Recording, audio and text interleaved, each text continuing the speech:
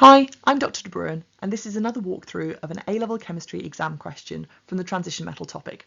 I've had a lot of requests recently for redox titrations, so this is going to be our third one in a row. Let's get started. A student uses a 0.1 molar acidified potassium permanganate solution to complete a redox titration with a solution made from 4,000 milligrams of a rock containing a mineral called Humboldtine.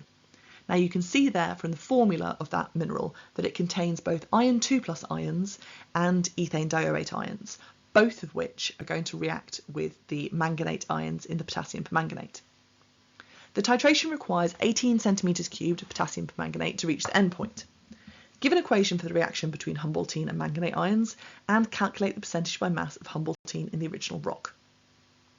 Now, redox titrations are often a bit more intimidating because of this additional context, but the start of answering the question is exactly the same as an acid-base titration.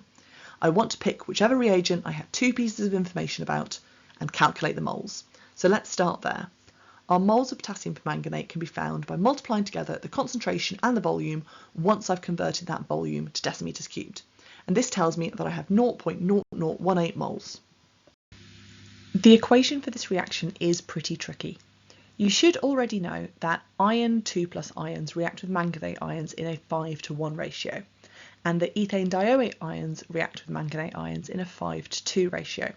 So in order to get these to balance, we're going to need 5 of this Humboldtine mineral with 3 manganate ions.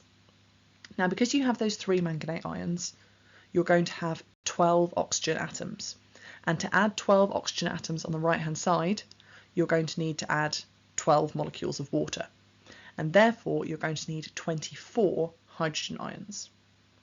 Now, when you actually look at what happens when that Humboldtine breaks down, you're going to have 10 carbon dioxide molecules, and you're also going to have 10 water molecules, in addition to the 12 that you added yourself. So that's how we end up with 22 water molecules.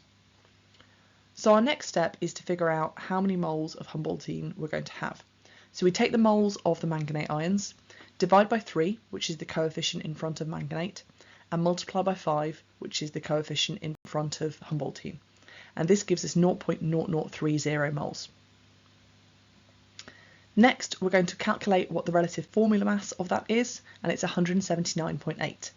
And we can use that together with the number of moles to do mass is Mr. Mole and calculate the mass of Humboldtine in that rock. So since we were told in the question that we had 4,000 milligrams of this rock, this is 4 grams. And so for our percentage purity calculation, we do 0.5394 divided by 4 and then times by 100 to turn it into a percentage, which gives us 13.5%. Thanks very much for watching, and I hope you found that a useful walkthrough of this redox titration question. If you did, then don't forget to like, subscribe, comment to let me know what other kind of questions you'd like me to tackle, and don't forget to share the channel as well. And I'll be back soon with some more A-level chemistry.